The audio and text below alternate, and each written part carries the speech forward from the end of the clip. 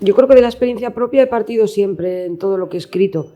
Aquí quizá el punto de partida sea más identificable aún, es decir, la coincidencia entre Nuria, en este caso, y yo, es más clara. Creo que no es nada que controle, que como intento buscar temas que me interesen de forma genuina y sea un interés que parta realmente de mi interior y de una inquietud sincera, es normal que haga, en cierto modo, en ciertos aspectos, contacto con mi propia experiencia, ¿no? Y con Nuria comparto bastantes cosas. El punto de partida, ya digo, de la novela es una chica de Llodio, que es además mi pueblo, es un pueblo industrial de Álava, que vuelve con su madre al pueblo al que pertenece su familia, ¿no? De donde están sus orígenes. Y yo comparto el punto de partida y el punto de llegada, es decir, Llodio y ese pueblo al que van, que es el pueblo también de mi madre, cerca del pueblo de mi padre, en esta zona del Parque Natural de los Alcornocales, Serranía de Ronda.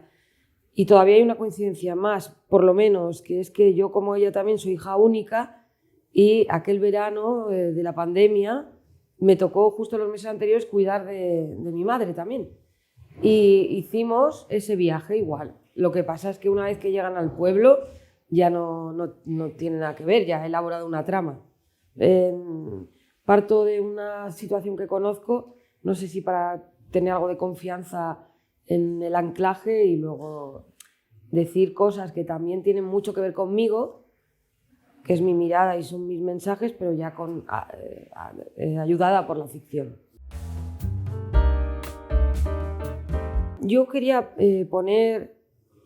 invitar quizá a una reflexión para un problema para el cual yo no tengo solución, porque no es una novela de tesis, es una novela que está escrita desde la perplejidad y desde la preocupación, pero bueno, soluciones no, quizá alguna propuesta. Es cierto, como tú apuntas, que están estas dos corrientes, ¿no? Los que quieren preservar el paisaje y los que tienen que seguir viviendo en esas zonas y no van a vivir del aire.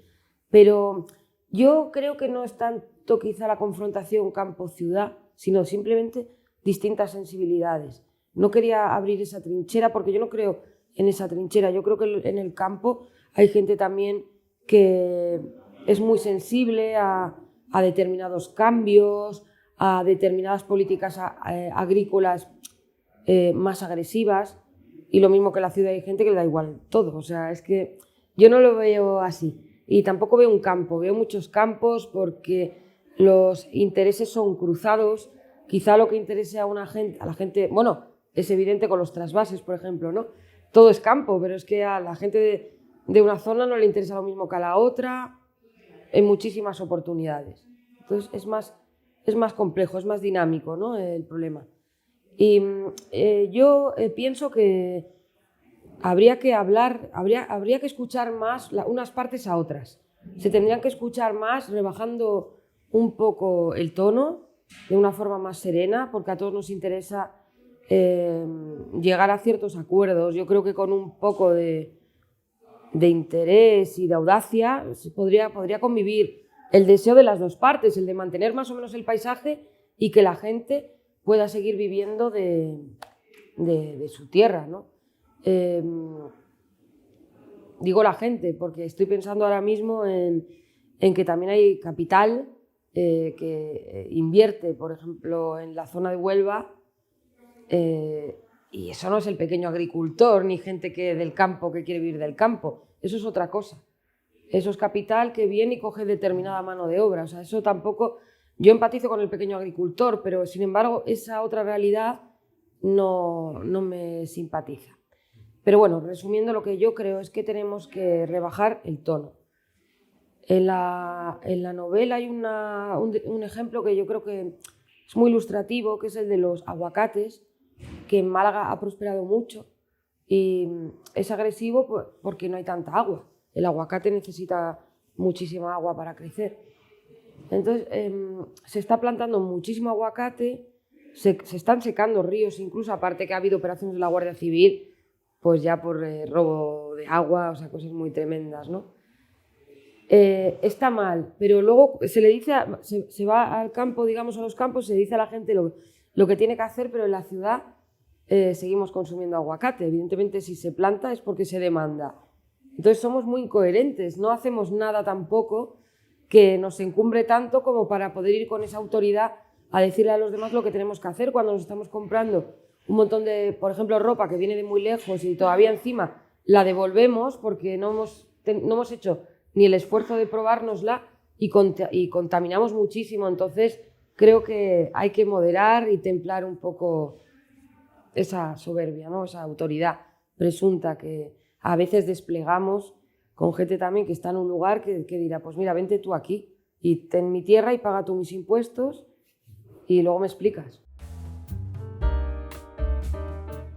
Cierto, ya, pero a mí siempre me ha interesado. Yo, en 2013 ya publiqué una novela en lengua de trapo que se titulaba Agosto, que justo hablaba de eso. Agosto era el mes en el que la clase trabajadora cogía vacaciones. En mi pueblo, por ejemplo, que es industrial, en agosto se quedaba el pueblo desierto porque llegó muchísima gente para trabajar allí en la gran industria y casi todo el mundo tenía pueblo, entonces todo el mundo se iba al pueblo, que los de allí que no tenían pueblo también se sentían un poco desgraciados porque se tenían que quedar en Llodio, era como yo también quiero un pueblo.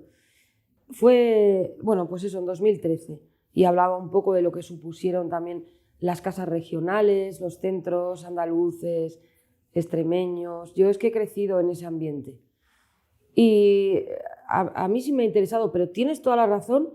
De hecho, escribí por eso, porque mi padre murió en 2009 y bueno, pues en el duelo pensé un poco en lo que había representado en su propia vida, que es la vida de tanta gente.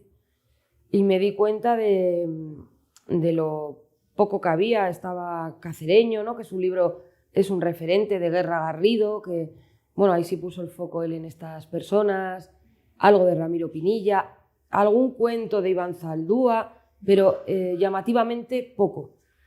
¿Por qué? Eso tendría que responder cada quien, ¿no? Yo creo que también el ambiente de una identidad contra otra, en el ambiente digo, hay que recordar también cómo eran las cosas, hablo del País Vasco, no sé fuera, cómo eran las cosas, lo que representaba la idea de España para algunas personas, y claro, era complejo, pero a mí me parecía de ley reconocer la gran, enorme aportación de todas esas personas que llegaron allí a trabajar y que dieron tanto y en momentos tan duros y tan complicados. Y en esta novela sigue coleando ese asunto. Es que está muy... Yo soy hija de la migración también y es un tema que llevo dentro, entonces aflora siempre. Aquí hablo de un personaje que tiene miedo a la soledad y ¿qué pasa? Que los hijos de la emigración de manera natural siempre conlleva apareja algo de soledad, porque crecemos sin un aparato familiar. Nuria, la protagonista, lo dice en algún momento, no tiene primos, no tiene tíos. Yo ahora vivo en Llodio, y yo no tengo no tengo familia. Es como porque mi madre se ha ido a otro sitio. Es como si hubiera emigrado a Berlín o a Londres, de repente. Es como, ¿y yo por qué estoy aquí sola? Entonces, claro, es algo que condiciona tanto, el fenómeno de la migración condiciona tanto, al menos a la primera y segunda generación, que se cuela en absolutamente todos los temas de los que quieras hablar. No conocer los orígenes de tu familia es muy triste. Luego la carga realmente es una carga. Claro, es que ahí tampoco podemos decir otra cosa. Los cuidados son muy duros y cansan mucho. Y habrá que pensar también en esta sociedad qué vamos a hacer con ese asunto, ¿no? En una sociedad que cada vez va a estar más envejecida y va a demandar más atención en ese sentido. Pero claro, cansa. Es que eso independientemente de los orígenes. Ya si encima no te has interesado por los orígenes o no los conoces, yo creo que ahí hay una especie de amputación o de carencia esencial. Pero iría, desde mi punto de vista, por otro camino. La maldición de la aldea Ding, de Jan Lianke, que publicó hace unos años ya Automática, un sello que luego ha publicado más libros de él. Yo no conocía a Jan Lianke para nada y paré en una librería de Úbeda una de estas veces que bajo al sur y el librero del agente secreto me lo recomendó. Lo compré sin mayor noticia y me impresionó. Me impresionó muchísimo la historia, que habla de un caso real de venta de sangre. Se contagió mucha población de SIDA, murió muchísima gente, además por una razón codiciosa, porque se empezó a faltar al cuidado debido, ¿no?, para hacer este tipo de operaciones, digamos, pero el autor consigue contar todo eso de una manera mágica a través de la mirada de un niño ya muerto, otra víctima, ¿no?, de aquello que su libro, que por supuesto se prohibió en China. Pero a mí lo que me gustó ahí fue el estilo del autor. O sea, es un libro totalmente mágico, me asombró. El punto de vista, la elegancia con lo que lo cuenta, incluso es capaz de introducir algo de humor y trascender a ese hecho tan absolutamente tremendo, ¿no?, que aconteció. No recuerdo muy bien la fecha, yo creo que fue la década de los 60, en una zona rural, que es su comarca, además, la comarca del autor, y ese me fascinó,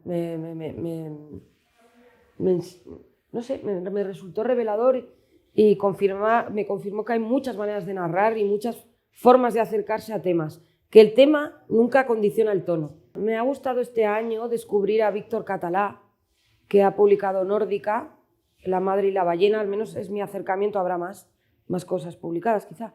Víctor Català, que era Caterina Alberti Paradís, una autora del pasado siglo, quiero decir del XIX, y que me pareció al leerla muy moderna por los temas que tocaba. Ella asumió este seudónimo masculino porque ganó un premio muy conocido en Cataluña con un cuento, La infanticida, y al jurado le pareció ya de entrada duro o sea, si fuera un hombre, duro, pero cuando abrieron la plica y vieron que era una mujer, les pareció imperdonable. O sea, el caso de una madre que mata a un hijo. Tanto es así que le retiraron el premio. Entonces ella dijo así, vale, pues Víctor Català. El libro que ha publicado Nórdica toca temas que a mí me han dejado boquiabierta, porque a veces creemos o presumimos que estamos continuamente en nuestro presente descubriendo la pólvora y casi todo se ha tratado ya. En este libro de Víctor Català se habla del maltrato a las personas mayores, de los cuidados también. Se habla de amor entre dos mujeres. Se habla de violaciones y de qué puede hacer después una víctima, ¿no? No sé, me sorprendió mucho por esa modernidad y también por el estilo, porque creo que describía muy bien la ciudad, o sea, Barcelona, y también ese otro mundo que no pertenece a la ciudad y que en Cataluña pertenece tanto al mar como a la tierra. Y en ambos casos, porque algunos cuentos los sitúa en la costa y otros en el interior, creo que es fascinante como la plasticidad que desprende la narrativa de esta mujer. Así que me gustó mucho. Quiero recomendar algo en euskera y aquí tengo yo dudas. Me gusta mucho, miren, Agur Meabe, la autora en general. Recomiendo todo, la poesía, los relatos. Y hay un libro que me gustó particularmente que se titula Un ojo de cristal. También me gusta por el manejo del idioma y por la honestidad que transmite el libro. O sea, es brutalmente honesto. Es la vida de una mujer en un momento muy determinado y creo que también es muy, muy revelador en muchos sentidos. Yo creo que el libro que más veces me he leído en la vida es La regenta, de Alas, Clarín. No sé si creo que descubro cada vez el portento de narrativa que era aquella también del naturalismo, ¿no? Y ese tipo de literatura que se hacía y toda la retranca del autor, que me gusta mucho y me interesa mucho a mí, esto de decir sin decir y demostrar tanto, ¿no? Mostrar. Es un libro, no sé, no creo que sea una influencia, pero sí que me resulta muy gozoso volver a él de vez en cuando. Creo que es equiparable además al Rojo y Negro de Stendhal, o a La Cartuja de Parma, o a Madame Bovary, o a Anna Karenina. Creo que es un libro dentro de esa corriente y de esa época muy, muy importante.